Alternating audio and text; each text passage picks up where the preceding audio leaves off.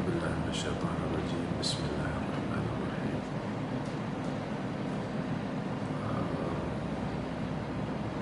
There is this story about a father. He was talking to one sheikh. His son had an accident and he was in a coma. He was sent to a hospital and he was there for 3 months. After 3 months, the doctors have given up and they asked the father to send his child back home because there's no more hope. Just wait for him to die. That's what they're trying to say to him indirectly. After the doctors met with him, they went out from the room. There was a nurse. She was very kind. She went to the father and told him, "Do not send your child back home. I have seen some movement in his eyes," she told him. Then the father said, "Are you sure about that?" She said, "Yeah, just keep paying the bills. They will have to keep your child. They won't send him back." So after 2 weeks, it was true. Subhanallah, the child woke up. I mean, sometimes coma cases, not even 1 month or 2 months, they will go. So after 3 months, 3.5 months means, after 2 weeks, he woke up. Then when he woke up, he was fine, he was back home. So there is one sheikh, Muslim scholars, he wanted to meet with him. So he called the father and asked to meet with the child. His child, the name of his child is Muhammad. Then the sheikh told him, "Yeah, Muhammad, how do you feel when you were in a coma? Were you sleeping? Did you feel anybody around you? Did you hear things? Were you paralyzed?" All these questions he was asking him. Then Muhammad answered, "No, I didn't feel anything. It was simple. As if I was sleeping," he said. "Are you sure?"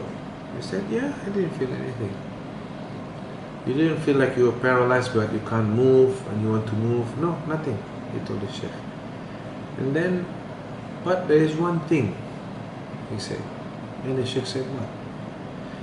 He said, "Only the Quran, my father and my mother, or whoever my family comes and recite the Quran to me, I can hear that in my coma. That's the only thing. When they stop reading, their voice go away. But when they start reading, I can hear it." This is one story to prove that the Quran is alive. Subhanallah. That's why, as I told earlier, I said in Judgment Day, Yawm al-Qiyamah, he will become Shafi'. Whoever reads it more, whoever memorize or recite more inside it, he will recommend you to Allah. He will say, "This is a good person, this is a good Muslim. Ya Allah, don't put him in hell. Ya Allah, put him in heaven." So as you see, even in a coma, a person can feel the Quran. Why you think the Quran can be heard even though in a coma? Because it's a living thing. Subhanallah. And it goes even into a coma, a person inside a coma. So he can hear that. That's the only thing he can hear. Subhanallah. Allah already promised. He said in the Quran, "Inna nahnu nazzalna dhikra wa inna lahu lahafidhun." We are the one who bring down the Quran to you and we will protect it until Judgment Day. That's a promise from Allah.